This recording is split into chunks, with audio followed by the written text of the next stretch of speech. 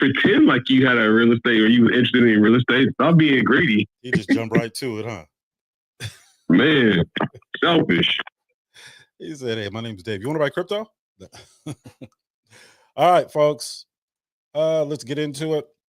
My name is Otis James. I'm a full-time real estate investor out of the San Francisco Bay Area. I'm a licensed real estate broker in California, licensed real estate broker in Georgia, former mortgage broker in California, though I do broker the asset-based lending loan products. I spent the better part of 20 years in the multifamily commercial industry, which is going to be the gist of what we're discussing today, because we are teaching people how to be landlords on a much larger scale. So the multifamily commercial landlords. Now, keep in mind, all of these things filter down to residential when we're talking about best practices for being a landlord. So just stick with me, right? It'll all make sense when we tie it all together. I'm a long-term hold investor. I invest all over the country. I'm the founder of the 4 Data Points Academy. We take people from zero knowledge and turn them into seasoned real estate investors. We are also expanding into leadership training, the psychology of sales, and the some personal development stuff led by Dr. Alfred Smith that you guys will see rolling out in the next few weeks. I specialize in, well, let me not say specialize. I don't want to use that word. It's a dangerous word. I teach people how to mitigate risk and protect themselves in the early stages of training so that their financial future isn't put in jeopardy because they're not learning the right way. I do not teach courses. It's not a course. It's mentorship. It's a long-term professional relationship. And there's a hand-holding process through the real-world application of the things that we learn when we're going over, the fundamentals in our Zoom sessions. James, tell everybody who you are and where you're from, man, and then we're gonna go ahead and jump into this. Well, good morning or afternoon or whatever it is, wherever you are. My name is James Lewis. I am a leadership and a business coach. So I do that from Colombia, South America. Made that transition about 5 years ago. I had the good fortune to spend a couple of decades working, not only for myself and my own businesses, but I spent a lot of time working for some of the most successful companies on the planet. Making like $100 billion a year, worked in senior leadership in those roles, managing some pretty large businesses. And so I use that expertise, and I created a platform that teaches people how to manage their businesses. I was having a conversation the other day with I think it was Credit Goddess actually, and she said, look, a lot of people talk about how to start a business, and you hear a lot about that, like what do you do to get started, but what do you do after that? Yeah. And really that's kind of where I come in, is I teach people, okay, you've gotten started, great, what do you do to maintain and grow and create success? And so that's really how I help people. Look, real estate is a business, and so when people join the 4 Data Points Academy, my role is to help them really understand as business people how to help their real estate business be successful. So that's right on. Let's do it. Let's jump into it. Zerio, man, it's good to see you, brother. How you been, man? You're talking, man. We can't hear you. All right, here we go. Well, we are having to do this again. All right. Yeah, this is why we're going to be. So this is why we're going to be off of Clubhouse, because the sound, all that stuff keeps going out, and I am tired of dealing with it.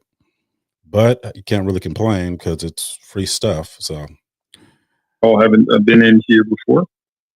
Is the 4 Data Points. Otis, you back? Yes, I am back, and I think this is going to keep going.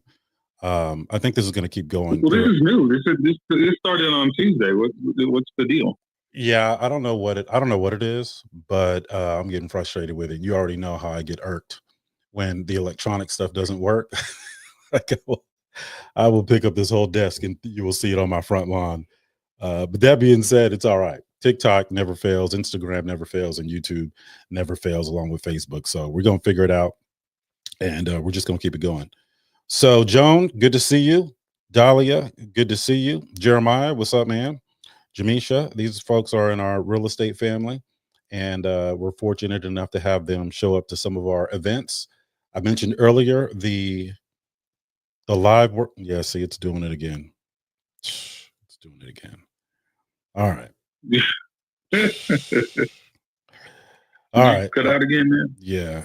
All right. Or did you just get a phone call? I got the phone call signal here. Yeah, this is gonna be an issue. All right.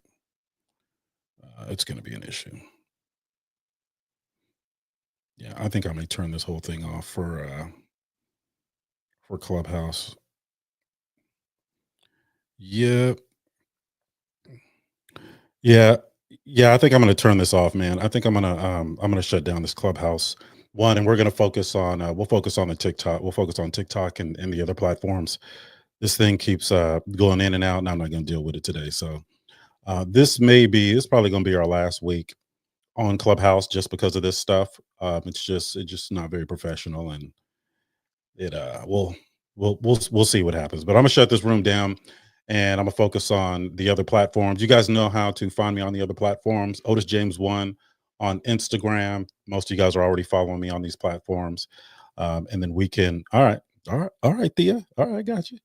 I'm gonna put it in the. Don't forget YouTube. Don't forget YouTube, man. 4 Data Points Academy on YouTube. At 4 Data Points on YouTube, and all of those good, those good things. 4 Data Points Academy on YouTube. Not just 4 Data Points. It's at 4 Data Points on YouTube. At 4 DATAPOINTS. So at 4 Data Points. Okay. I'm sure. Yeah. At 4 Data Points.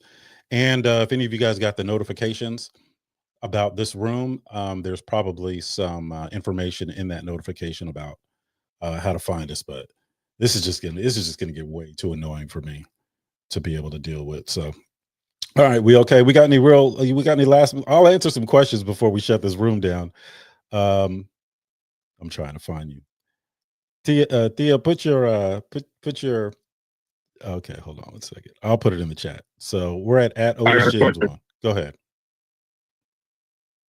Real quick before you shut the room down. Have you ever heard of a certification? You work at anybody ever heard of a certification? Our CFE for like the residential facility for like elderly people or anything like that. And if you have, do you think that that's a good source of income as far as just, a good business model? You got short term, midterms, and then, there's other things that you can do when you have real estate. And that's just, my question as far as the certification. Say it again. You were breaking up bad in the beginning. So what were you saying about the certification eventually or initially? Got it. So there's a certification called RCFE. It's a residential care facility. Mm-hmm. It's usually for people who are like 60 or older, where you put like a bed in a room and you have like it's just a residential care. Some of them may have Alzheimer's or they may be elderly or, have issues with just doing certain things. So some people do Airbnb, which is like short term. Some do midterm rentals, which is like travel nurses. And then there's other things that you can do as far as using real estate to, gain income. Do you know much about, or have you heard much about the RCFE certification? I have not. When it comes to certifications that apply to certain business models that I'm going to utilize, unless it's super. Still there? Oh, can you hear me? Yeah, hold on. Oh, he's going to lose it. Yeah, I'm going to lose it. All right. So it's just kicking me out again, folks, on Clubhouse. So I'm going to try this one last time. I'm going to shut the room down and I'm going to bring everybody over on TikTok and Instagram. TikTok and Instagram. Oh man. I can see. And I can hear you guys laughing like, all right, he's about to lose it. All right, folks. I'm gonna shut the Clubhouse down, man. This is just the equivalent of Good morning. Dollar Good General. morning. What's up, Hafsa? So let's go over. Don't shut the club down. I'm shutting it down right now, literally. I'm trying not to throw this phone out the window. So me shutting we can't do a Clubhouse like he gets cut off every 5 minutes. That's not sustainable.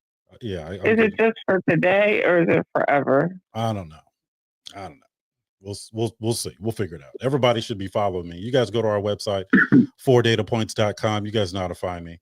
And not you TikTok and not you Instagram and Facebook. We still gonna stay live, and YouTube. We're gonna stay live. But this Clubhouse, honestly, Clubhouse is too many issues, and not just with the connection, which just started happening recently, but just with the what I'm. So you just want, but this is the only place I can find y'all. Yeah, it's down. I did it again. All right, let me shut this room down so I can focus and actually teach y'all something today. And this is live streaming, huh? So I can't. This is what I say is going to be said. It's going to be concrete. Go to TikTok. Yeah, we're done. We're done. Instagram, YouTube. Yeah, Otis James 1. You can find me at Instagram and Facebook too. Otis James. Whatever, 1. Otis. Yeah, I'm done. Whatever, Otis. This is trash. That's fine. Yeah. All right. Well, find y'all some damn where. Oh, what's your YouTube? All right, let me put the links in the James. Let me put the stuff in the chat. So YouTube is at 4 data points. At 4 data points. The number 4 DATAPOINTS. Okay. So you guys can find me there. Oops. Instagram is Otis James 1. Wrong. Did I spell it wrong? Oh no, I didn't. At 4. No, I did. Oh, okay. All right. Instagram is going to be Otis James 1. All right, so you guys can find me there. And then TikTok is what is TikTok? Shoot, man. We got to figure out how to make them all the same. Yeah, they're yeah. All right, folks. Yeah. So just so I don't pick this phone up and throw it out the window, I'm gonna shut this room down. Yeah, and they all, well, not all, I guess TikTok doesn't have a chat, but Instagram has a chat, YouTube has a chat. So if you've got questions, go to those platforms and we can put them in those chats. Yeah. So let me shut this room down in Clubhouse. All right, guys, I'll see you on the other ones. I got to focus, man, on this Clubhouse. Hey, for Facebook, do we just go to the Facebook and what do we click to get on? You can go to Otis James 1 on Facebook too, but Instagram is still live. It's probably easier to get questions. Because keep in mind, all right, I got questions popping up all over this screen, and I don't know where they're coming from. So we can.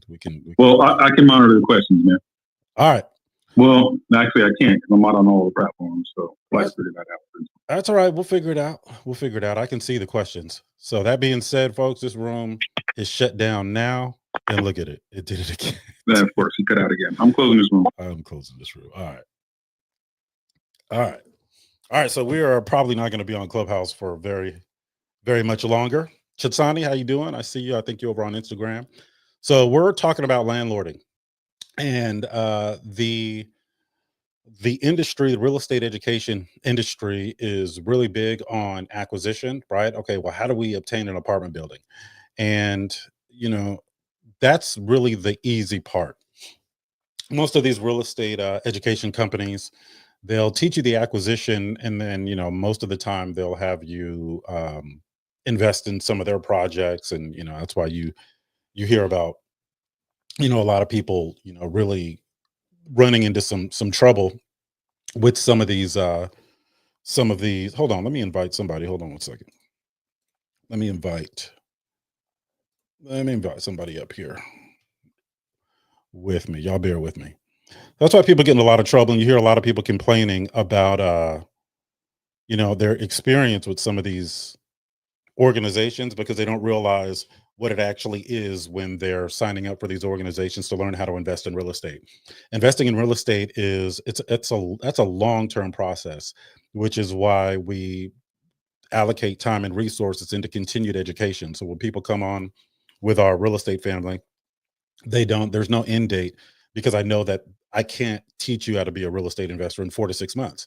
I can teach you all the fundamentals, but we're not supposed to be sitting behind a computer, for a whole year to, teach you how to invest in real estate, because the learning, and James, I think you'll agree. And first of all, James, for all the people that just are seeing you just pop up on this screen, tell everybody who you are, where you from, man. What's going on, everybody? Quickly, my name is James Lewis. I'm from the Bay Area originally, but I am currently in Colombia, South America, Medellin specifically. where I teach people how to run successful businesses. It's in 4 Data Points Academy. Look, real estate's a business. I like to remind people of that. I do that. I remind people of that because I think a lot of people think of real estate as something they do on the side. And the most successful real estate investors are real estate investors that really understand that it's a business. So. Absolutely. So James helps out with a lot of the operational stuff, and you'll see him at the live events that if you've had the opportunity to join one, most of you guys already know him. If you have not, make sure that when we come to your city, you come out, hang out with us, and learn about some real estate. So when we get into landlording, it's different phases, right? And why the reason it's so important in multifamily commercial as opposed to residential is because your activity as a landlord in multifamily commercial directly impacts the value of the building, because those assets are valued based on their financials and not directly based on what some of the properties are selling for, right? So if I want to, if I'm buying a $300 house somewhere and I'm going to improve it, I'm going to add value to it, I want to know what similar properties are selling for in that area in the condition that mine is going to be in, so I can get an understanding of what mine's going to sell for. But if I'm doing a multifamily commercial building, then it's not necessarily what a similar building down the street sold for. It's the financials, it's the net operating income. And the higher the net operating income, the higher the value of the building. So being a landlord is very, very important. I went over some of my qualifications earlier. I'll run through them again. I am a licensed real estate broker in California, licensed real estate broker in Georgia. I am licensed in insurance. I'm not in the insurance business. You'll never hear me talk about it. But so I can speak intelligently about it, I got licensed in it because we do leverage insurance policies to fund real estate. I was a mortgage broker for 13 years. I was been going to real estate meetings ever since I was a very young child, 3, 4 years old, going with my father. I'm a long-term hold investor. I consulted on multiple development projects, domestic and abroad. We consulted on some projects over in Africa, which was wonderful. Great experience. And it's really all things real estate for me, right? I have a bunch of other qualifications that sound way more impressive on paper than in real life.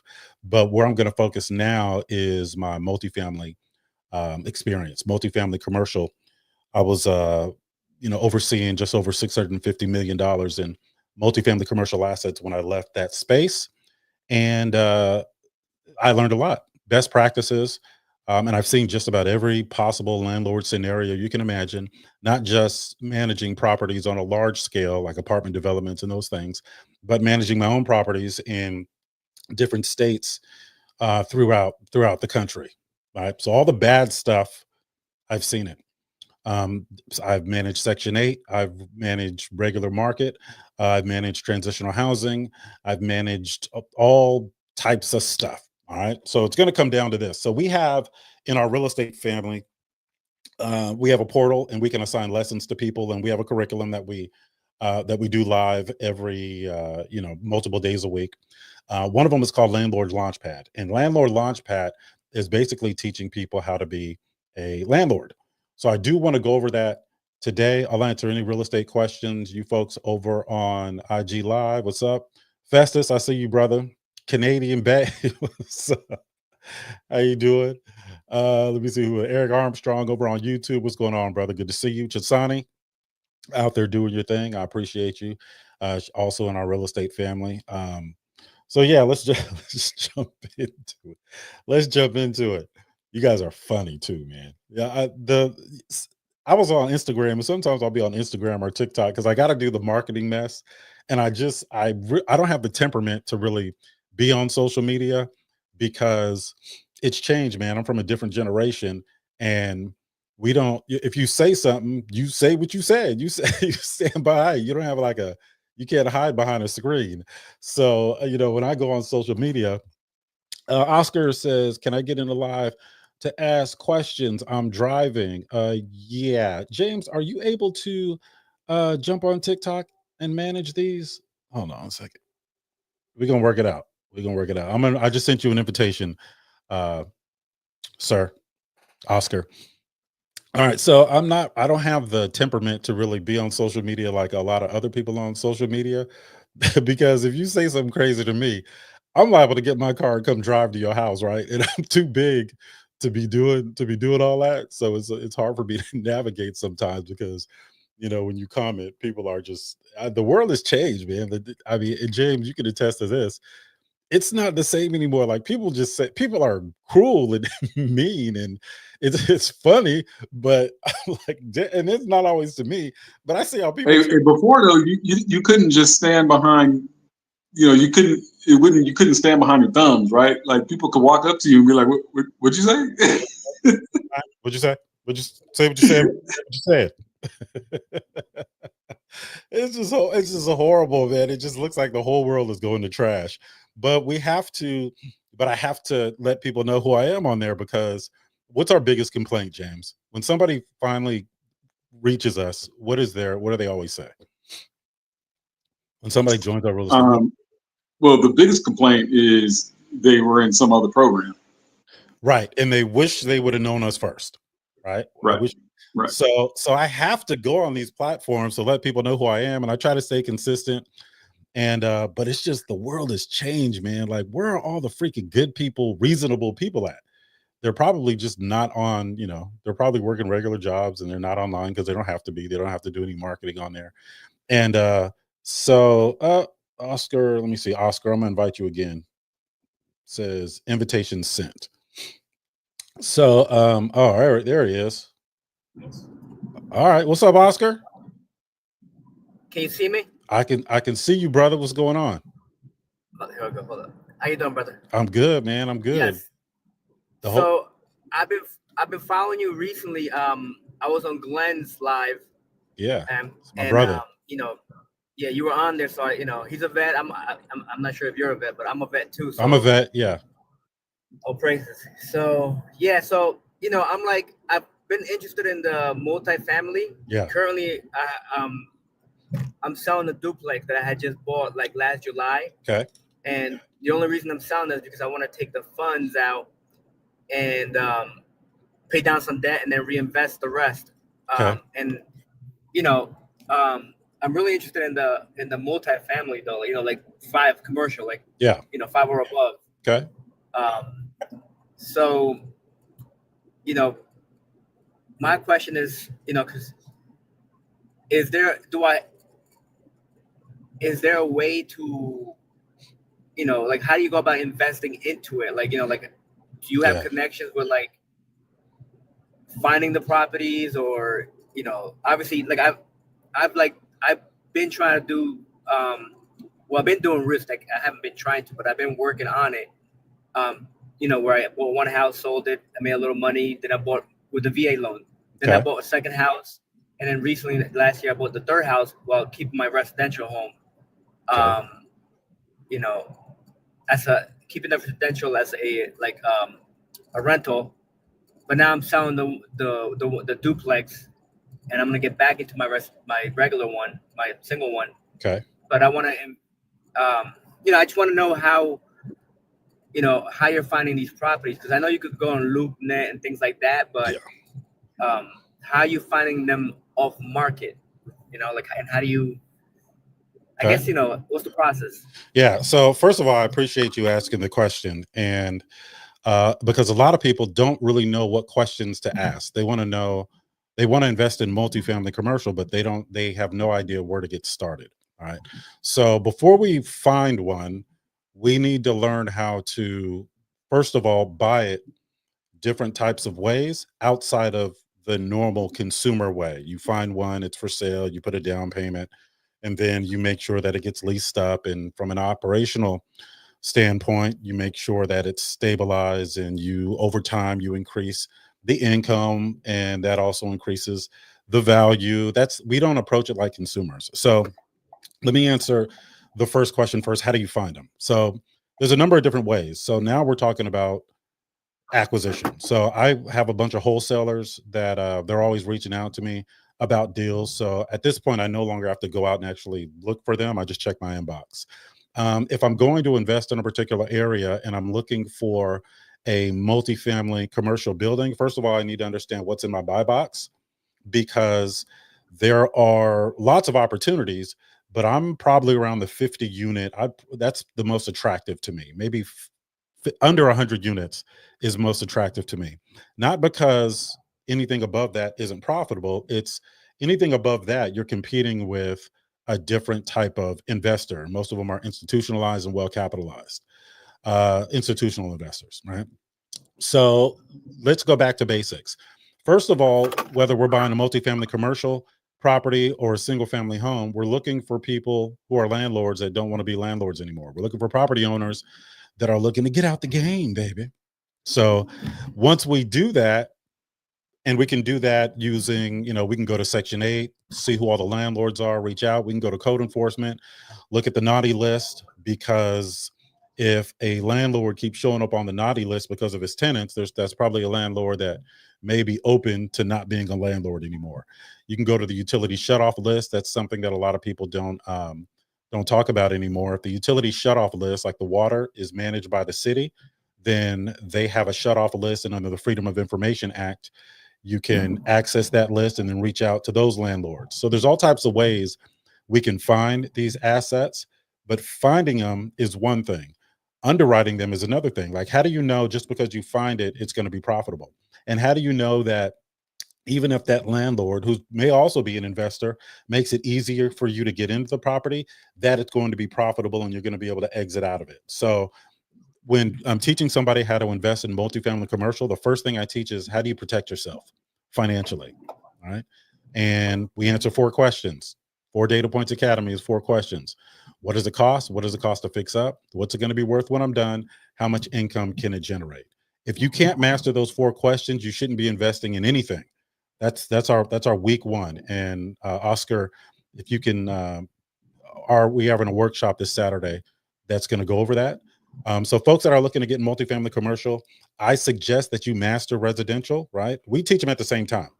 But a lot of people that are in my residential curriculum, they have access to the multifamily commercial also, but they're not ready to do that yet, because there's certain experience you get on the residential side that you carry up to multifamily commercial. So the first question, how do you find them? Same way you would find just a residential property. I will say this: if you are looking online, like you mentioned, LoopNet is a good source. And there's deals on there that are profitable, but those are longer term. Those are different types of deals. I'm a value add investor, so I'm looking for a quick exit most of the time. So what that means is I need to buy the property at a discount. I need to add the value, and then I need to leverage the asset to pay off any of the debt that I incurred to get to that point. And then whatever I have remaining, I put it into another cash flowing asset.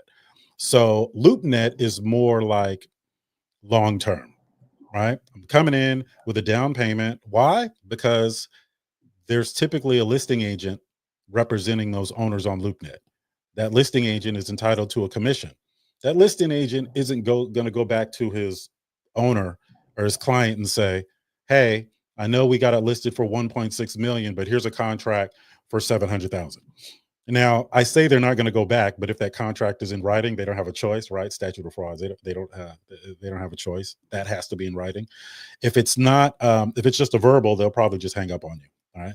So, I know that's a very long answer to a relatively short question, but depending on your knowledge, depending on the resources that you have, depending on the credit standing, depending on the entity that you're using to invest, are you doing it by yourself, or are you doing it with a group that you put together?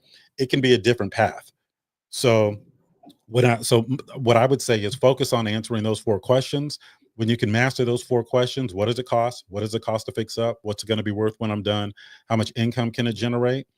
Then you're ready to start investing, not just in multifamily, but period. All right. The answers to those questions, Oscar, it's going to force you to uncover information you may not have known to ask about. Multifamily commercial doesn't have all the protections that 1 to 4 unit has, right? On the consumer side, in the 1 to 4 unit space, they're legally obligated to disclose certain things. Multifamily commercial, look, the government says, look, you ready to play with the big dogs? Buyer beware, right? So I know that's kind of a rambling answer, but there's just so much that goes into investing in multifamily commercial that you really have to understand not just how to invest, but how to learn how to invest. You got to do it in steps. And the four data points is where you're going to start. Amen. I appreciate you, brother. You on your way to work? Where you headed, man? Where you work at? Tell everybody where you work at, so we can show up, take you to lunch. I kind of retire. Yeah, I get my VA. I'm 100%. Oh, nice. And then I have like a small business that it's really, it's like it's small business, kind of handyman stuff, but I really don't do it much because I really can't because of my, I only do like when I can get like a contract that's not, it doesn't take a lot out of me because my back is, I can't be doing certain things too much. Okay. What do you do? What is it? What would you be doing? Just some handyman work, but I really can't. Like I'll go hire guys for the day, here and there whenever I have a project, but I don't really do a lot as far as that. Okay. What I've been trying to do is like get out of that and do more so like the real estate investing. Like I said, I did like one house, I bought it and I sold it. This is like my second house in the last 3 years that I'll be bought and sold. This duplex. Okay. So I've been making money that way, extra money that way. Okay. But I want to get into, because I know I'm like, all right, you can only do so many, fix and flips and things like that. So I want to actually get into the commercial. In the last 5 years, been fixing my credit, paying down debt, so I could leverage, the credit. Okay. So now I'm just like, okay, now, I'm not a master fix and flipper, but I understand the concepts. And now that you're telling me it's it's relatable, like single house or commercial. Yeah. Just getting the deal together and finding them kind of the same way, like a wholesaler would. Okay. So now, but I want to do commercial. Obviously not 50. 5. I want to start with like maybe 10, maybe 6. That's fine. That's perfect. That's perfect. I will say this, because you mentioned your back, and when I was going over my experience, one of the things that I didn't share was on the non-real estate related side, I took $585 and created a company that went on to generate 7 figures. And I utilized the outsourcing business model. So if I was you, Oscar, and I was running into the same issue, and I know this is a real estate conversation, but at the end of the day, it's a money conversation, right? Exactly. I would find, and you're kind of already doing it, but I would find people that do what you do and just hire them to do the work, not as workers that you have to supervise, but like, for example, let's say I come across somebody that has some work that needs to be done. Okay. And let's say I look in the neighborhood and I see a bunch of handymen that do that type of work.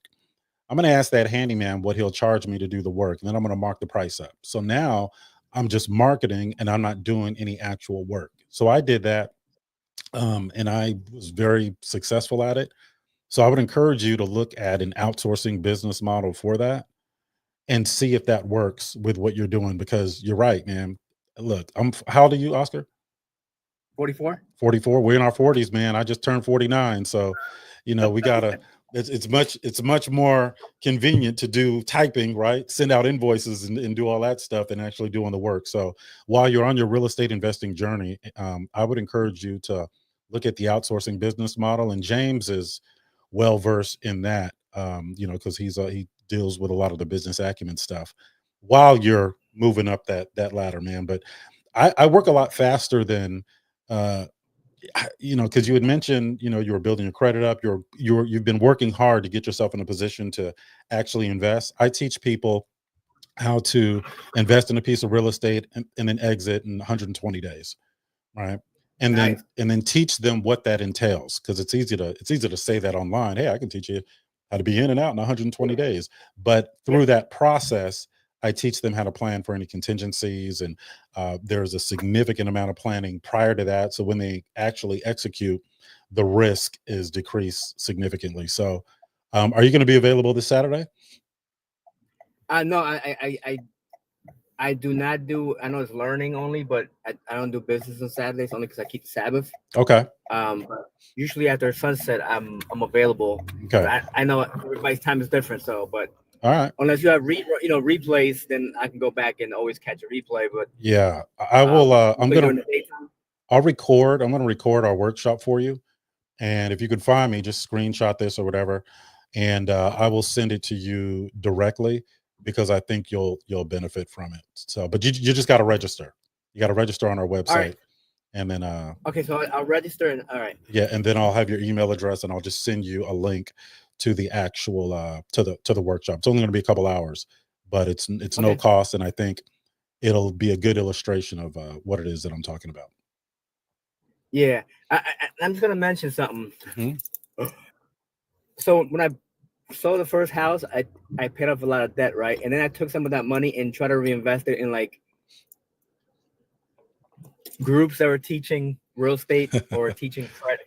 Yeah, it's all good, man. And I'm just like, wow. You know, I was like, all that money I probably could have reinvested into a property or something, you know, or back into the business. I'm like, I was like, okay, you know, I really spent a lot of money. And it's not a lot of money, but you know, you always want to invest in yourself, but you don't know till you know. Yeah. And you're actually, you know, going through the process that, hey, you know, there's a lot of scammers. there's a lot, yeah, I mean, I wouldn't say scammers. I would just say that I think there's a lot of, you know, I'm realizing that the money is now that people are making is not really so much in what they're doing, but more in like just selling the course, you know? Yeah. So they're not really actively investing. They're just, you know what they say, those who can't do teach, right? Yeah. Yeah. So Yeah. I think that goes back to asking the right questions. I always tell people I'm a real estate investor first. And again, a lot of people don't know what questions to ask. And our biggest complaint is we didn't know about you first. And we get a lot of people that come into our program because there's no end date for our program. So if something's not working, we got to fix it. Right. So we're usually where people end up. And I don't think that's necessarily a negative thing. I just think if they'd have known about us first, they could have saved a lot of money. James, did you have something you wanted to add with that, or? Yeah, I did actually. I'm glad you brought that up. So that applies to a lot of things. I think because you brought that up, you're thinking about it around coaching, right? Or around investing in yourself. One of the things I have to remind business owners all the time is nothing in life is 100% prospect. Nothing, right? And so one of the things I do, for example, is I teach and I coach salespeople, right? And one of the things we're trying to do with salespeople is we're just trying to increase percentages, right? We're just trying to get a couple percentages better on close rates. But you're still going to hear no most of the time, right? It's like sports. You think about baseball, for example, or I think the hardest thing to do in sports, I don't know if you follow sports, is to hit a baseball, right? And like if you are like the best baseball player ever, you're going to fail 70% of the time trying to hit a baseball. And so when you're doing business, it's not going to turn out right. And the reason I'm talking about business now instead of the coaching, I'll get back to that, is because really what you want to do is be a real estate investor. And I want to caution you around this thought process, because what if your first real estate investment or your next real estate investment doesn't work out? What if you lose money? Are you not going to invest in real estate anymore? No. We don't want to think like that, because we recognize as business people that sometimes stuff isn't going to, even if you do everything right, sometimes things aren't going to work out. That's just life. We want to make sure that we get in the habit of doing everything right, because we know on average, things are going to work out for us. And so you could apply that thought process to everything that you do. And so we want to get a little bit better. You know, I will say this. I was actually, before you thought it, before this topic came up, I was actually going to commend you, because I think you are starting to surround yourself around really good people and good mentors. Anthony Lynn is amazing, right? We've got a great relationship with him. That guy is phenomenal. Absolutely, he's inspirational. He's strong. He's brilliant. He's skillful. That guy is great. He's a great leader. Passionate about helping veterans. Obviously, he's a veteran himself. You know, he sent all of his agents through our program. All of them. He paid his own money and sent his agents through our program. But I was going to compliment you, because look, if you're surrounding yourself around him, you're doing a good job finding the right people to be around. So I get that you had an experience, you didn't think it was awesome. That doesn't mean you want to stop investing in yourself. And so I think you're on the right track, man. But just to clarify, he didn't have a bad experience with Anthony and his team. He's talking about something else. So I don't want. No, I know. I understand that. Yeah, I know you do. But I was just making sure other people weren't. So yeah, man, it's we control the controllables and we plan contingencies for everything else, and that's why a lot of real estate education programs don't work, because they start and they end, and you can't get everything. It just doesn't work like that. I've been involved in real estate or exposed to real estate since I was a toddler, and I'm pushing 50 next year. So, I'm not saying that. It's not they've got to know that you can't learn in 6 months. Like, there's some of the most brilliant people, that I see in the real estate space, or they have these offerings, and if they've got to know that you can't teach somebody how to become a real estate investor in just a few months, especially if there's no real world support when they're out there actually doing it. And if they don't know, then the question is, there's a certain level of incompetence then, if they don't know that. So I don't really speak on other programs. I'm not going to mention names or any of that other stuff. I do know other programs do offer knowledge, right? But, I think the expectation is, what do you expect from them? Right. I'm not talking to Oscar now. I'm just talking in general. Like, what type of support do you actually expect from them? And what do you expect that to cost? Right. So our support is, it costs us more money the longer you're not investing in real estate. So if you come into our real estate family and we go over the fundamentals, and I work with people directly to make sure that they understand the process from start to finish with their one subject property that they may be working on. But they're not going to be the same type of investor after 2 or 3 of those. And if all I'm doing is supporting them in, flips and things like, associated with that, then what do I do when they hit that ceiling? Because flips, in my opinion, that's a means to an end. Right. And I'm actively working on deals right now. I've got 1, 2, 3 deals that I'm actively working on directly, and a couple that I'm involved in indirectly. And some of the people that are in the more complicated deals signed on with me as beginners with zero knowledge. So the level of support, and it's twofold, right? The level of support needs to be on par with a person's growth.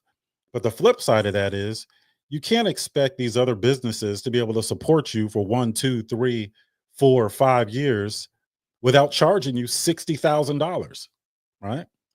So I'm not saying that those other businesses are bad. I just do things differently because my long-term goal is to have a bunch of real estate investors that I trained and didn't rob them, right? It's cost, $6,000 to come in with our real estate family, $6,000. And then you're with me indefinitely. So that means $6,000. You learn how to flip, you learn how to, structure deals creatively. You can learn multifamily.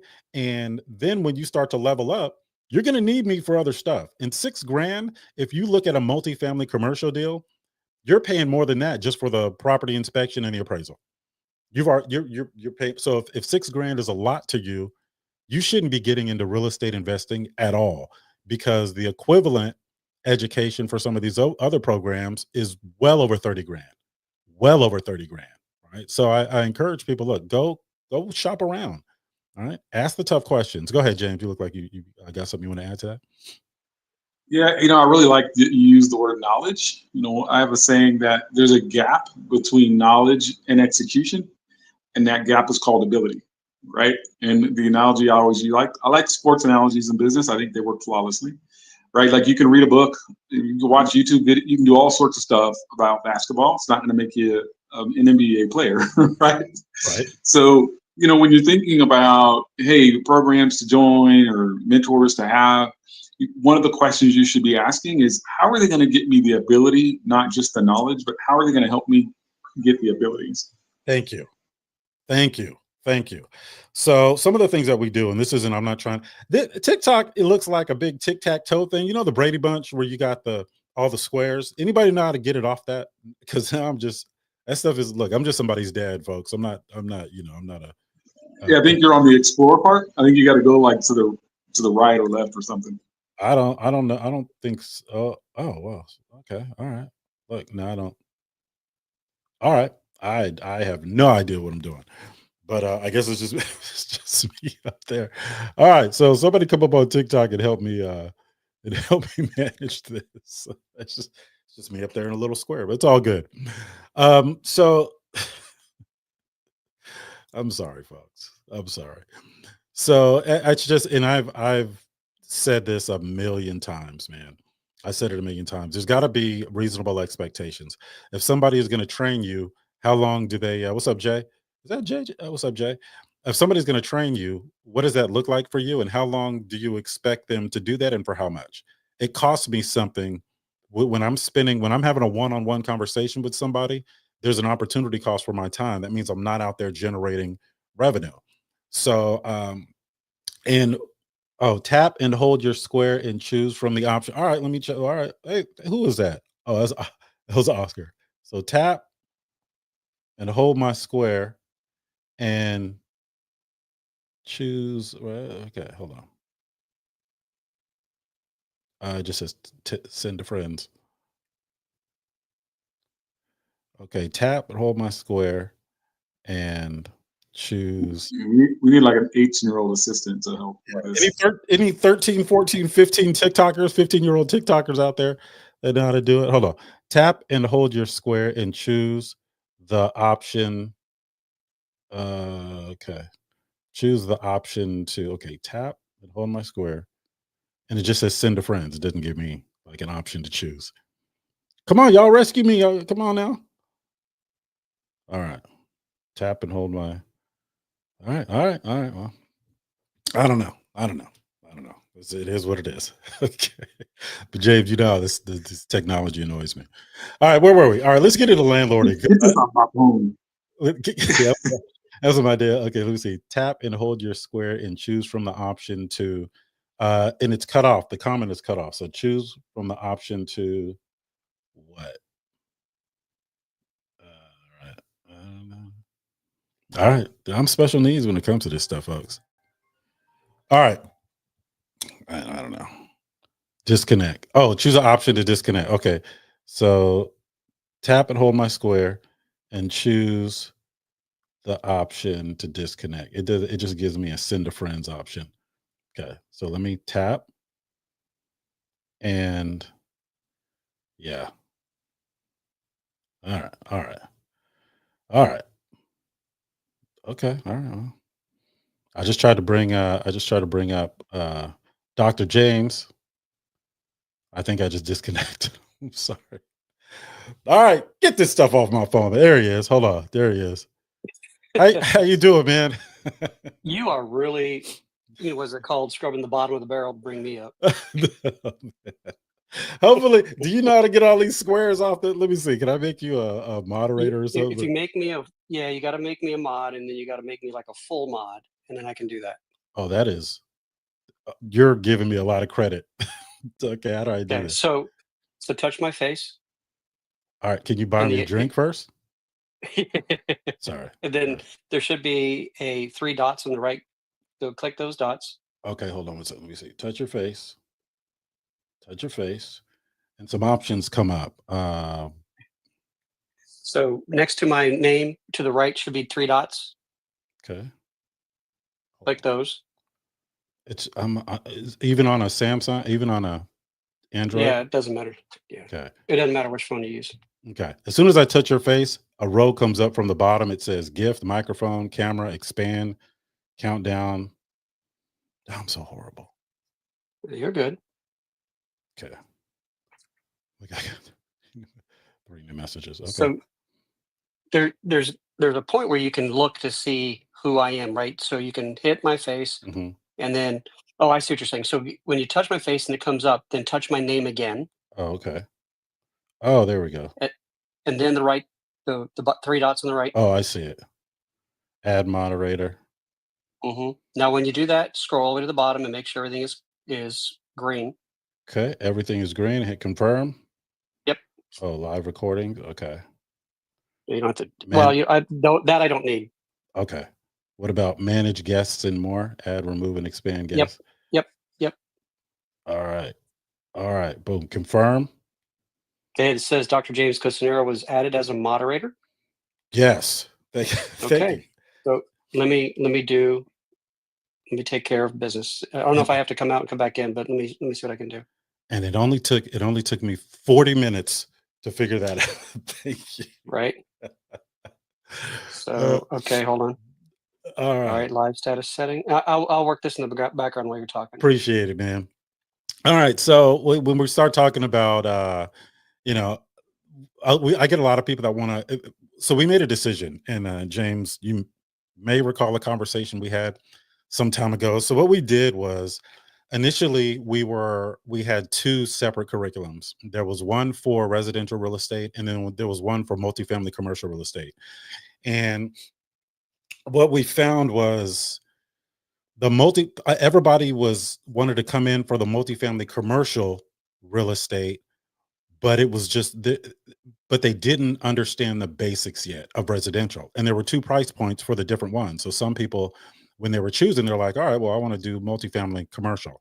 So we made the decision to give both of those curriculums to people for the same price. That means they don't have to choose anymore. And we did that because we had a bunch of people that were coming in and trying to execute, and then we had to go back and teach them the residential stuff anyway. And we have there's Rose. We have so go ahead. Quick, your settings are locked. Okay. So when you leave the live today, and you go into the live review, you have to go into the live settings, and then there's a separate panel for the screen. So you have it set locked like this. Oh, well, all right. I see. Look, I'm in there. Oh, hey, that's James. What's going on, James? Yes, sir. Hey, James. Great talking to you again. What's going on? What's going on, Doctor? It's just a bunch of Jameses. just a bunch of Jameses hanging out. That's all it is. All right. So the trifecta. The trifecta, yes. So we had to combine them, not for our benefit, but for the benefit of the people that were, because the goal is, I get graded internally. All of us do. We get graded based on, James, how'd you get that big? Just one, but this is the only place I can find y'all. All right, so look, just went out again. Listen up. Oh, this is very it's very strange. Now James is bigger than me. Hold on. You got TikTok a mess, bro. I figured it out, so I'm trying to get it so I can get Rose up here. Yeah, Rose is up here. And I get you. And so I'm hitting the switch and it's not switching. So I can't figure out. So how'd you get to that? Did you just tap your face and do? I did, and it allowed me to get big, right? And so now, like without the kiss, and then and then when I do it to you, right, I have the arrow switch. So I do the arrow switch, and then it has you and Rose Allure coming in. So here I'm gonna select all. Oh, I did it. There we go. I did it. Oh, you did it. Okay. I did it. I did it. You the man. I did a technology. That's like kids when they get excited about. Okay, just me. I mean, okay, never mind. And if you want to get rid of me as a mod, or I can do that. Absolutely not. Absolutely not, sir. Matter of fact, I'm gonna pull this white van up in front of your house so you can never disconnect with what we're doing here. But so when we were teaching it, there was just the people that have one-on-ones with me, what would happen is I just ended up doing the stuff for them because there was so much that it was quicker for me to do that. My bandwidth is only so much. So people that have one-on-ones with me, I can only take so many at a time. Otherwise, I don't want to sacrifice the integrity of the program by just letting a bunch of people, come in. So we go over the fundamentals. I'm talking about multifamily commercial now. So we go over the fundamentals for about 7-8 weeks. We all know that is not enough to turn you into a real estate investor. And I'm very, very, very, I beat that to death, right? After that 7-8 weeks, you've probably done 7, 8, maybe 9 classes, maybe an hour between 1 and 2 hours each, if you haven't missed any. you are not ready to be a real estate investor. And I think that's where a lot of educational platforms stop, is they say, well, look, we gave you all of the knowledge. If you don't go out and execute based on that knowledge, that's not our fault, that's yours. When they know that the knowledge is not enough, it's the practical application of it that you have to guide people through. So when we look at an apples to apples situation, and it raises the question, is that type of support realistic? So we look at an apple to apple situation, how I teach multifamily commercial and how some of the other outfits teach multifamily commercial. Their price point is $30,000 minimum for multifamily commercial, that level of support. And, I've seen it go as high as 120,000, but I think that's because a portion of that person was investing in one of their projects or something like that. But I haven't seen it, less than 30,000. And that there's an end date. That relationship ends. And that's where we come to a crossroad. Is it worth $30,000? It depends on who you ask, right? But the fact that relationship ends means you have to have gained all of the knowledge that you're going to get in the context of that relationship within that time frame. So it raises the question, if I know that that's not enough to turn you into a real estate investor, do they know? Now, I'm not saying whether I'm not saying that they're doing anything wrong. I'm not saying that they're doing anything shady. I just wake up in the morning like, I know what it takes. I've taught people how to invest in real estate. I've taught people how to manage real estate. The people that I taught how to manage some of these developments went on to get industry awards, right? So I kind of shy away from that, and I come back to, okay, forget what they're talking about. I have a way to be able to teach it for a more cost-effective way. $6,000, I can teach 20 people at the same time. All right. And the folks that want additional support, like to be able to call me on my cell phone every day, that can be separate. So that's how everybody was able to win, because we were able to, and then people can come back as many times as they want. So we have people that signed on with me 2 weeks in, never heard from them again. Right. A year and a half later, they come back and say, hey man, life happened. I'd like to sign up again. And I tell them, look, you don't have to sign up again. I told you in the beginning, once you're in, you're in. So let's see where you're at, and let's pick up right where you left off. And then let's come up with a plan of action so I can put myself in your situation, because that's going to be tailored to your situation. And then I'm going to coach you out of that situation into your next situation. And I think that's what a lot of people don't understand. It's not just about giving information out, week after week after week after week. You have to get out there and actually start doing the stuff. And look, we're talking about being landlords, and we haven't even touched on the topic. We've been messing with this stuff for an hour already, but I'm gonna stay on, and I'm gonna go over some things with you, with folks on the landlord side. Now, keep in mind, acquisition is easy, So, and again, I see a lot of information being sold on how to acquire the real estate. That's something I can teach on a Saturday. That's one of my workshops. You know how to do that, right? So the operations, when we talk about multifamily commercial, is what's important. That can make or it can break you. Okay. James, you have something you want to add? Well, if you're going to get into the multifamily, I have a question. Yes. So one of the things that has come up a few times is Section 8. And since we're talking about multifamily, can you talk about, let's say you got 20 units, right? Mhm. What do you think about Section 8 with that complex with 20 units? Yeah. So understand, there's great things about Section 8, and there's other things to consider about Section 8. And I've looked at, and I've managed, I think the most I've managed was 90 something Section 8 units at one time. And I'm a big, full transparency. There's a certain mentality that comes along with somebody paying $12 a month in rent and not getting off the couch. There's a certain mentality that comes along with that. It gets a bit more detrimental in multifamily commercial because it impacts the value of the building, because there is a ceiling on what Section 8 will cover. And if there's a ceiling on what Section 8 will cover, you're supposed to be managing rents up. I'll typically look at 3%, all things being equal, year over year. So you're going to get to a point where you can no longer manage that rent up because the tenant would have to pay the difference. All right. So that's one aspect of it. Now, the great thing about Section 8 is they always pay on time. Great. Okay. Some of the other things that show up on your financials is when you allow a tenant to come in under Section 8, you're typically, most of them are not going to meet the credit requirements. Most. Now, I think out of 98, I had one that did meet the credit requirements. Okay.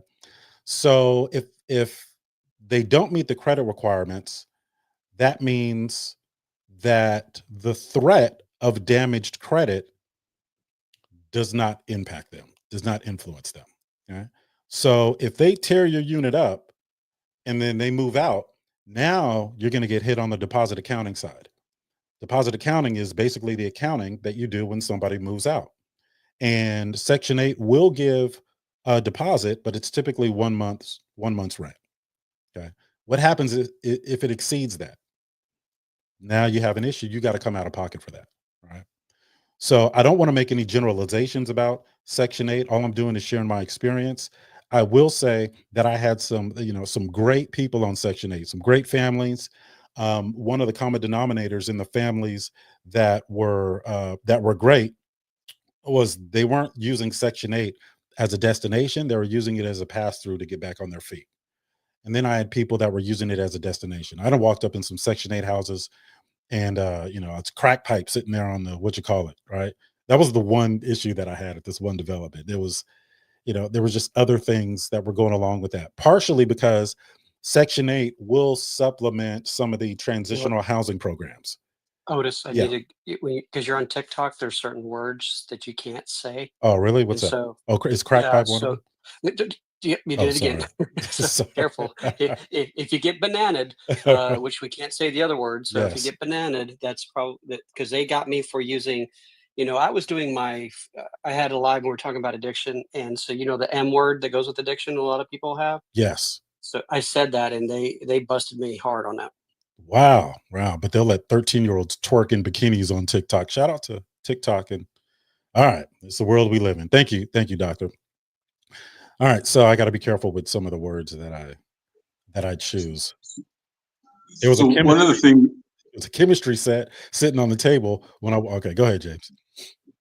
Well, one of the things sometimes that gets into from is, you mentioned the value of the property, and we talk about values a lot, and it gets into the why that people do things. And one of the whys a lot of people have around getting into commercial is they want to do something philanthropic, right? They have a section of the population that they want to do something positive for, and often that's one of the motivations for doing Section 8. Yeah. And so, I think one of the ways that you can manage through that way it doesn't devalue your property, if you're going to elect to do that, is to have a percentage of your property be Section 8. And I don't know what a healthy percentage would be. You can maybe talk through that, but I think that would maybe be one way to look at it. Yeah, it's really, when you start getting into operations, and let me go back to the beginning. This is the reason operations is important. And I'll give you one example. So if I'm looking at two multifamily commercial buildings, let's just say they're both 10 units and they're almost apples for apples, right? They're pretty similar to each other. And one of them is master metered, one of them is sub-metered. Okay. And the one that's sub-metered is more expensive than the one that is master metered. And the one that is sub-metered is, let's say that it's a big more, hold on, your live contains themes and some may find uncomfortable and has been restricted. Regulated goods content. Okay. So, yep. And so that's exactly what happened. So TikTok, their bots caught it. Yep. And so now it doesn't appear on For You pages. So the only way you can get this out is that people inside now can share it. But it's not going to come up on a For You page. Okay. Well, there we have it. All right. So thank you, Doctor. So you got two buildings. They're similar. One's master metered, one's sub metered. Master metered means there's one. Well, let's talk about water. Okay, so there's 1 meter water meter on the building, and then, well, if you guys can share it if you guys are watching this on TikTok, since I guess we can't use certain words. So master meter means there's 1 meter for the entire building. And on the operation side, the landlord side, on the operation side, what we do is we bill back a partial um, of that bill to the tenants. Okay. So let's say that a tenant moves in, they're going to have their rent. And if it's a master metered building, then they're going to have other fees in addition to their rent to cover utilities. The problem with that, so let's say rent is $1,000. Let's say we charge them $50 for water, $25 for trash, and whatever it is, right? Maybe $50 for power if electricity is master metered also. The reason why it's important to have an operations background is because that's going to determine how much I want to pay for that building. Even if the building that is submetered means everybody pays their own utilities because they have meters allocated for every unit. Even though that building is more expensive, where does it hit me in my financials? And these are things that you have to look at. Let's go back to the building that's master metered, and I'll give you a real world example. So there was a development that was in my management portfolio, and this particular development there was about 70 employees, right? And out of those employees, there were 2 managers, and then there was a senior manager on site. And I wasn't on site; I was at the corporate level, but that senior manager reported to me. But I would always have to look at the financials because we would do variance reports, or they would have to do variance reports, which means it's a report explaining why we were over or under budget that month for a particular line item. And I would have to look at all these things because I'm always looking for ways that we can save money. Now, in this one particular development, there was a large portion, there was over 100 buildings, and a large portion of them were master metered. And we made about, gosh, I don't, probably about $30,000 a month billing people back for water. Okay. Now remember, as a real estate investor, we have to look at everything, right?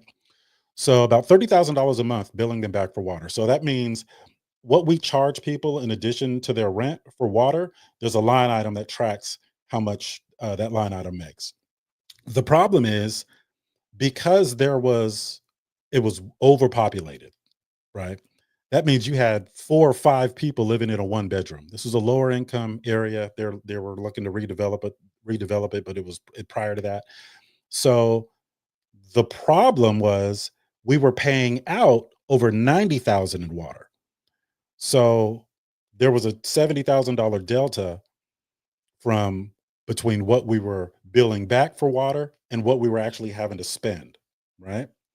Now, that's $70,000 a month delta times 10 months is 700,000, add another 140 for the year. So you're at $840,000 delta from what you're able to collect versus what you're able to spend just for that one utility.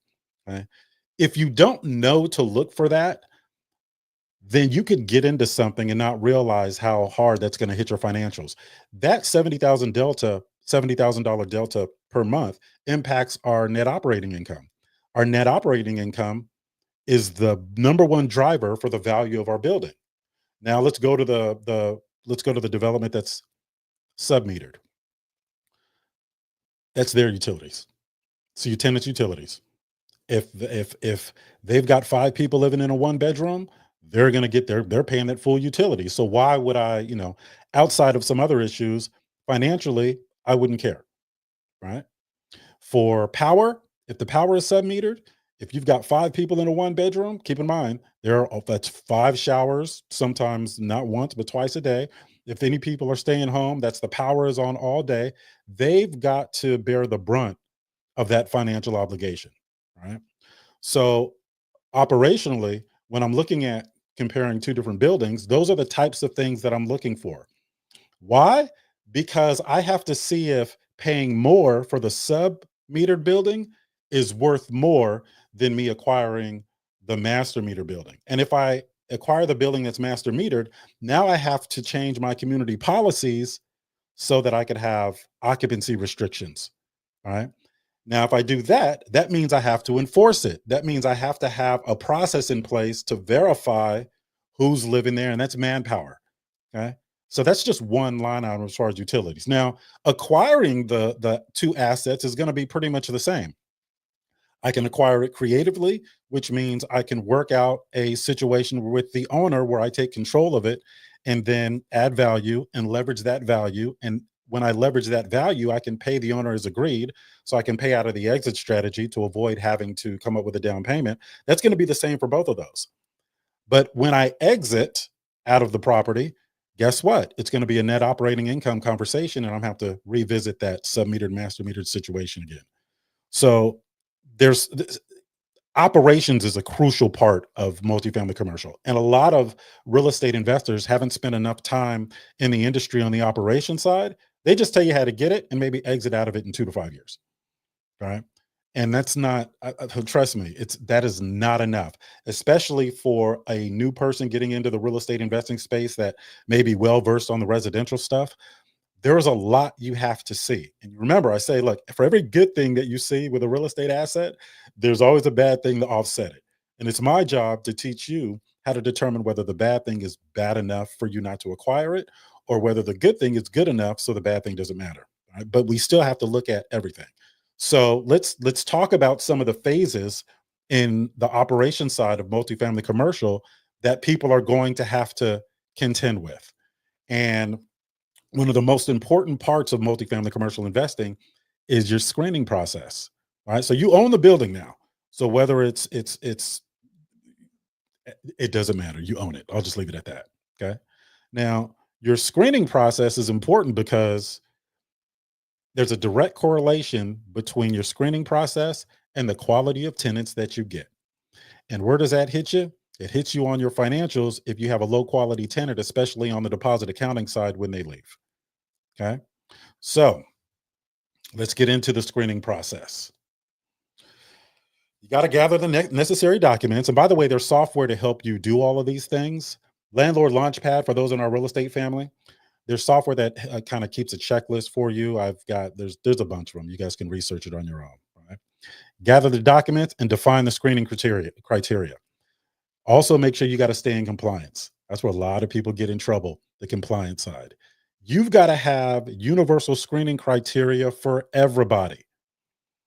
I was on, Instagram or TikTok, one of these things, one of these days, and I heard, and it tickles me how everybody's an expert on this, right? Like everybody's an expert, and I'm like, dang, I didn't realize there was so many experts out here in this stuff. So one guy was, in it seems like the people with the least knowledge are the most passionate about it, which is kind of funny to me in a weird, twisted way.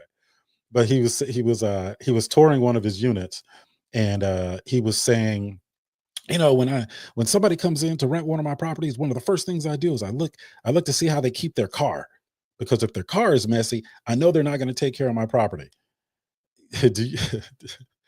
All right, you can't do that. Oh, spoiler alert. You can't do that. You got to have a defined screening process for everybody, and you have to apply it the same way all of the time, because you get a fair housing violation, and I think the first one is like 30 something thousand, and the second one in 5 years is like 50 or 60,000, and then if you get 3 and 7, it's a 6-figure fine. Right? I have it documented somewhere. If you guys are interested, I can send it to you.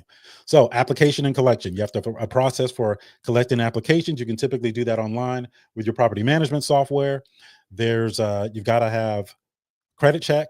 You want to do a rental history verification, an employment verification, a criminal background check where you can. Okay. You can't do it in every state. So make sure you guys check, and then do a reference check. So if you go to eForms or Rocket Lawyer and look at their applications, they cover about everything, right? Use the same application process every time. It'll keep you out of trouble, right? Then you have to have an evaluation and decision-making process. Now, again, we need to stay in compliance. So I would like to be as far removed from the decision-making process as possible. And let me tell you what I mean by that.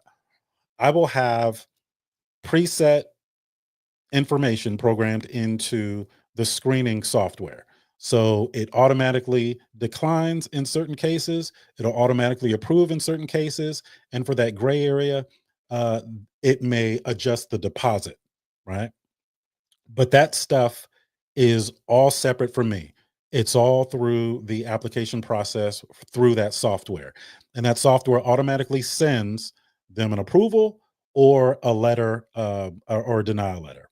All right. So we make sure, and a lot of this software that you guys can buy for property management is all this stuff is built into it.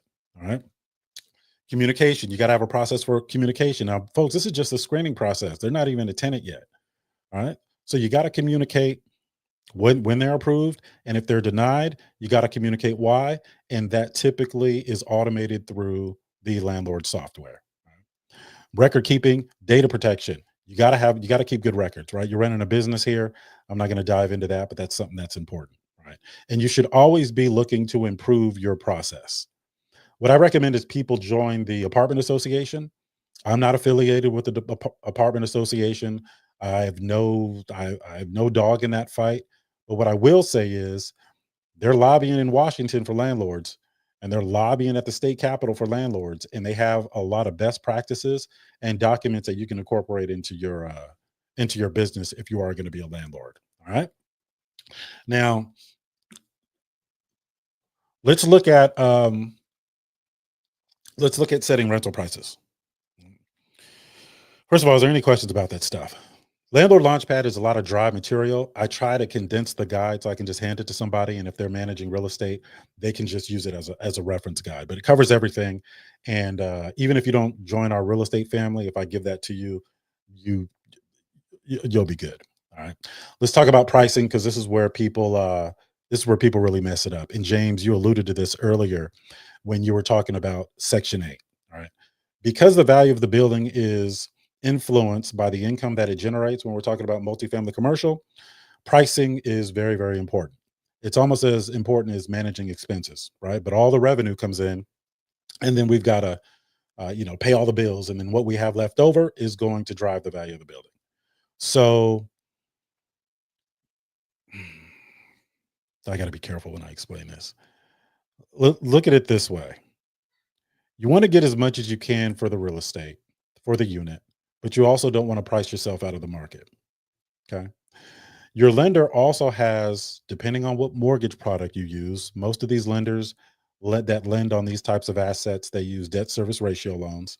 Debt service ratio, it's also called debt service coverage ratios. These mortgage products qualify you primarily on the income that the property generates. And their requirement is that it generates more income than your monthly obligation on the property. And that is in the form of a debt service coverage ratio number. So it's typically in the form of a decimal. They'll say 1.25 is your debt service coverage ratio number. What that means is, when converted to a percentage, that's 125%.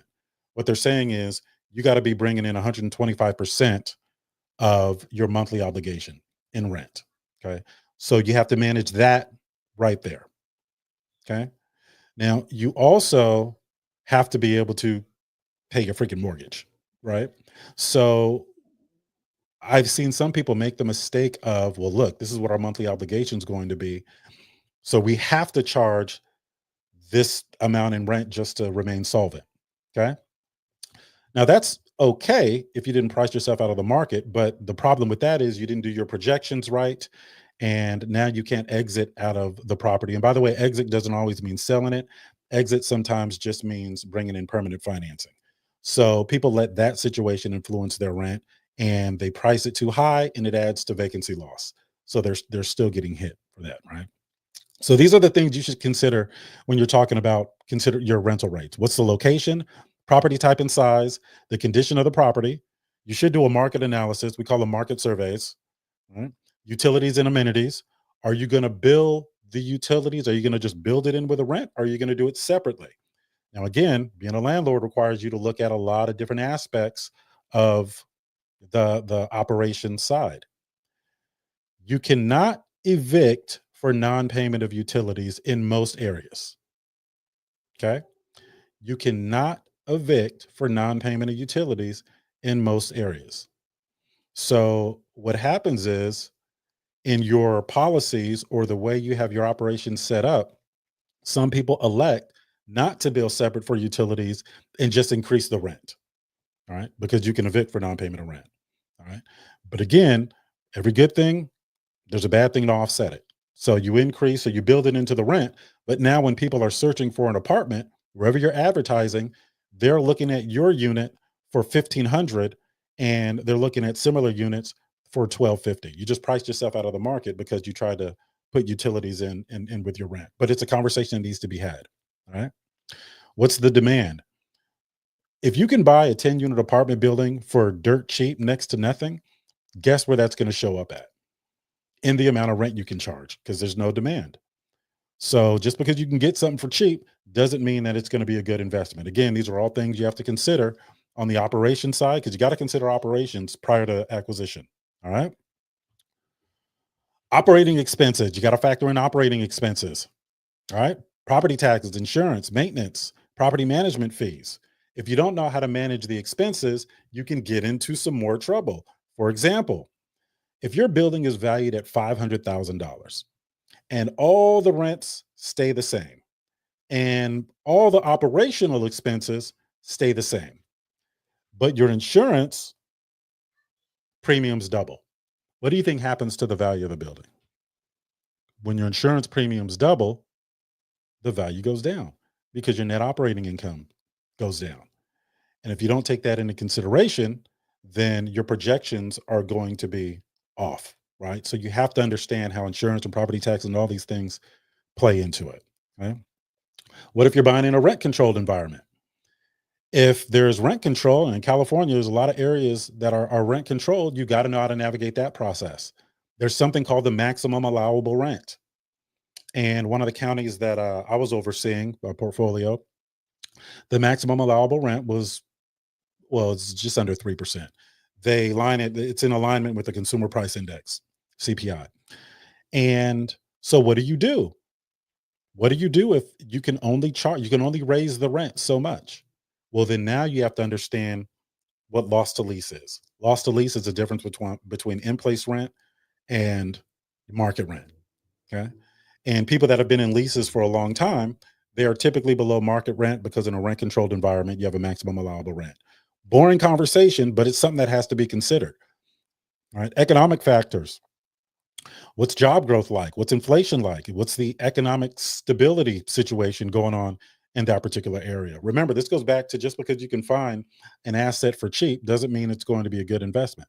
But these are all conversations that need to be had. So when somebody comes into our real estate family and they have a lead on a multifamily commercial building, and folks, we're going to have to continue this. I'm going to keep going for another few minutes, but we're going to have to continue this conversation. I'll probably jump on here tomorrow now that we've got this thing kind of figured out. I just lost my train of thought. Should did that. Why am I almost turning 50? All right. So basically, you guys have to understand everything that comes with multifamily commercial investing on the operation side, not just the acquisition side.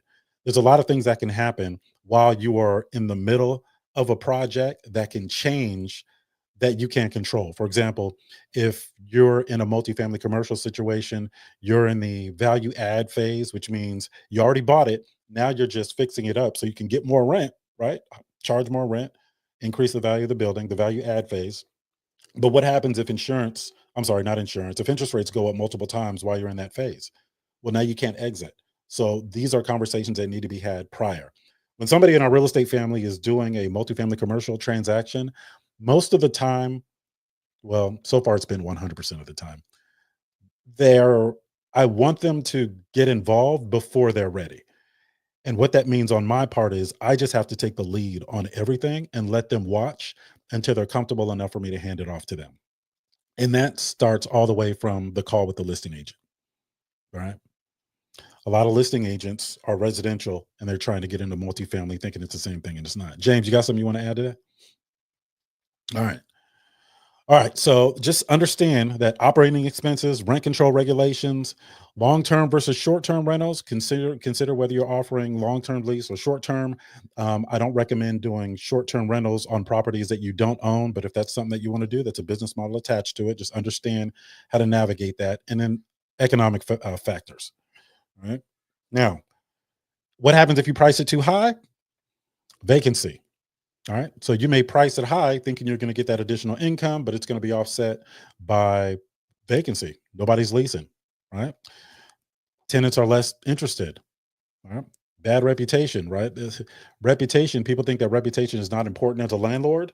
It is very important, especially in especially in blue states. Shout out to Gavin Newsom. Are they gonna? Well, I'm already banned, or I'm already bananaed, or whatever that's called. Right? Gavin Newsom about to run this. No, you're just restricted. That's all. Oh, I'm not banned yet, just restricted. Okay. Well, it's still early. All right. If you keep using the banana word that way, they will. Oh, is it called, is banana a word for something else? Yeah, for what you just keep saying. Oh, okay. All right. So you'll see a lot of people say bananaed instead of the garage band. Oh, gotcha.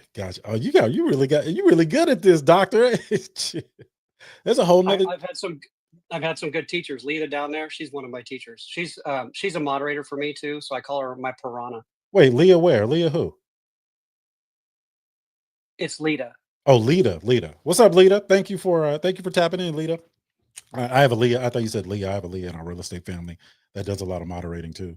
I couldn't get on TikTok for a long time. It took them 8 months to verify my age, and they still didn't do it. I had to start a whole nother profile. All right. Yep. See what Evan Stevens said down there. So that's what we usually say. Oh, gotcha. Thank you, sir. Thank you, Evan. All right. Managing lease renewals. So I'm going to tell you, I think we're going to continue this tomorrow because I want to start fresh. And I have a whole outline that I'll typically go over when I'm talking about multifamily commercial. So I'm gonna jump on TikTok tomorrow. But there's basically, we talked about the screening process, which is really, really important. You gotta put some time into your screening process because it'll hit your financials later. And I understand that people it's tough out there sometimes, and sometimes people are like fed up and they just want to get the units leased, so they go laxed on their screening process. You have to understand where it's going to hit you in your financials, typically your deposit accounting, right? When that tenant is leaving. You got to have a system for managing lease renewals. Okay. There is a system for managing lease renewals. You got to have a system for managing security deposits. All right. You got to have a system for deposit accounting. And you guys in our real estate family, I'll set all these up for you. So you don't have to try to remember, like, well, what did he say?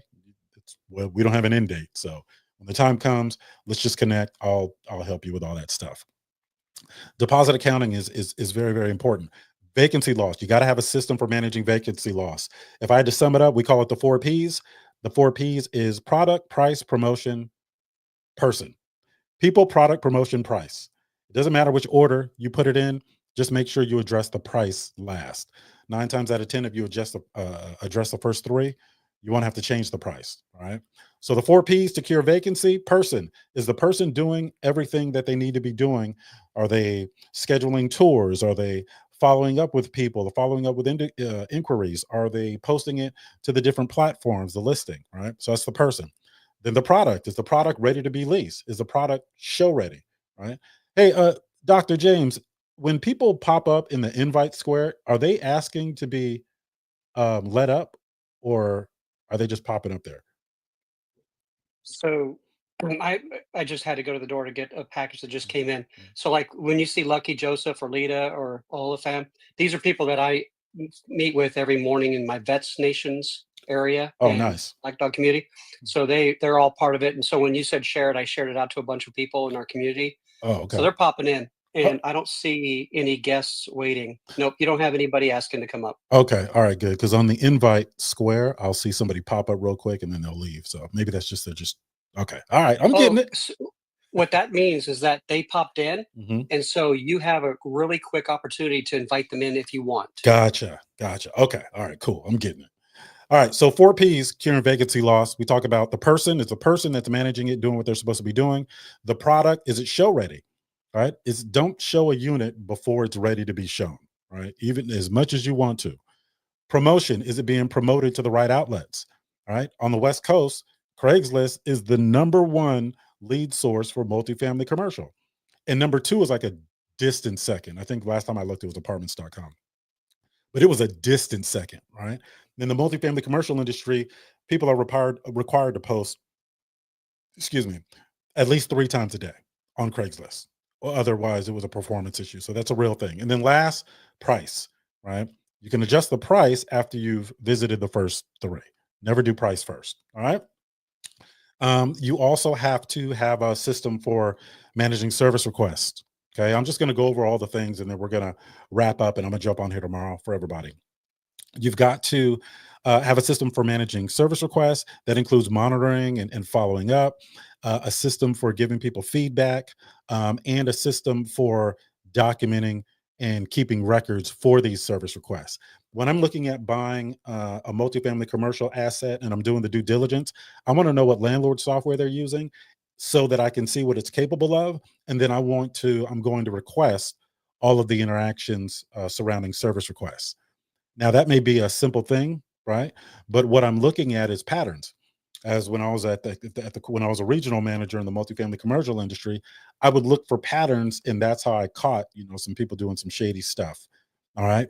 For example, if I see a bunch of different service requests for snaking drains, that's probably the most common example.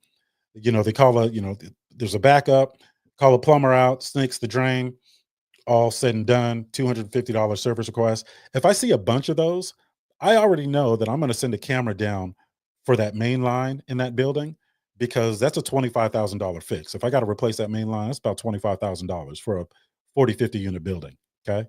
But I wouldn't know that if I'm just looking at their expenses during the due diligence phase and I say, okay, or okay, plumbing service call, $250. Okay, electrician came out, the circuit tripped, $150, $200. All of these could be signs of a much larger problem. So I want to look at the documentation that current property manager is keeping for all of these service requests. Okay. You got to have a system for navigating evictions, right? Understand what's grounds for evictions, understand the required communication and notice, understand the legal procedures in one particular, in wherever you are, right? Court proceedings, post eviction, what do you do after that? Documents and record keeping for everything, by the way. One other thing is that's going to keep coming up is record keeping and documents. All right. If you guys want, there's a few other things in there again, but I got to wrap up. If you guys want the full guide, it's one of the things I'm going to be giving away at the workshop this weekend. So if you go to 4datapoints.com under upcoming events, there is you can just register for the free workshop. It's only a couple hours. We're going to take a deep dive into how to assess a deal on the residential side and the multifamily commercial side. And then I got a couple guides. Landlord Launchpad is one of them that I'm going to be giving to folks that showed up at that event.